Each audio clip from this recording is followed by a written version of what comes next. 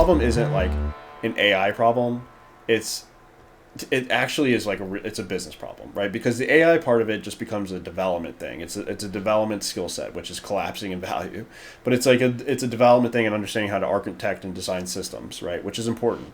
But the point of it is to solve the business case, the business problem, right? And that's the perspective you need when you talk to these people, because it's not about, oh, how does RAG work, right? Because no one uses RAG anymore. It was relevant at some point, now it's not. So it's like, it's not about the technology, it's about what it does, the outcome of it, ultimately, and relieving them of the pressure that they're feeling. And that's so key, not even just for this market, but just for sales and marketing in general. And these guys, that the ones that we go after, they're just getting pressured from like, they're bored, obviously. What's our AI strategy, dude? Like, I'm seeing all these OpenClaw videos and like, people are making whatever. And That their damn internal, OpenClaw. that damn OpenClaw, dude. And their internal teams are spinning up OpenClaw saying, hey, what's our AI strategy? You got one guy on the team who's just like loves AI, super down for it. Then you got the other, gal on the team who hates it, right? Because it wastes too much water.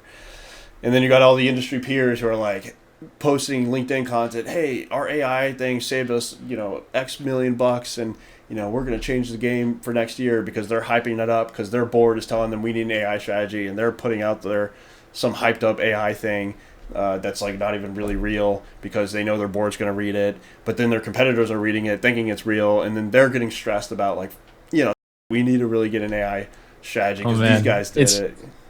it's just like the worst flywheel possible. Exactly. Yeah. It feeds upon itself.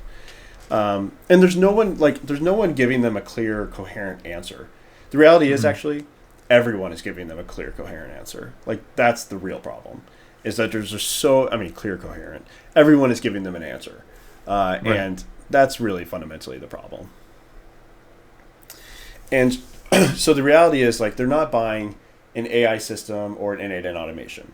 They're buying relief, right? They're buying the fact that they can say they have an AI strategy, they trust it, it's future proof, and they can tell their board this, they can tell their employees this, they can tell their customers this, they can tell themselves this, right? Like, hey, we're good, actually. This whole like, what are we going to do about AI thing is no longer a source of anxiety for me. It's actually a source of excitement, because we're early and we're going to outcompete people, and we know our thing is like real, right? And not so.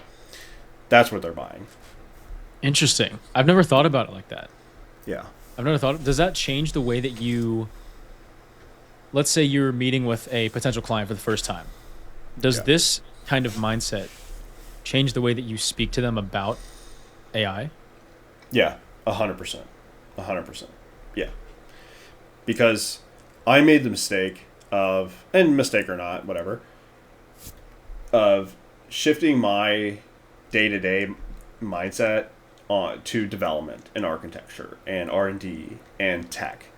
And Hmm. what ended up happening is I started talking technical about stuff on sales calls and with clients and whatever. And this is why developers aren't good sales and marketing people, because it's not about what the thing is and how to do it and why it's cool. It's about the actual thing, like the reason for why it even exists, right? Like, there's a thing in Yeah. marketing that's like unique mechanism. You like, how many different freaking accountants are there? There's a million accountants out there, but why do you choose one or the other? Well, maybe this accountant actually has a unique approach, right? Like, hey, we're still going to all run your books, but I really, I do a white glove service, and I meet with you like, bi-weekly, and like we do XYZ, and this is my unique mechanism for delivering the service that a million other people also offer, like the same service, right?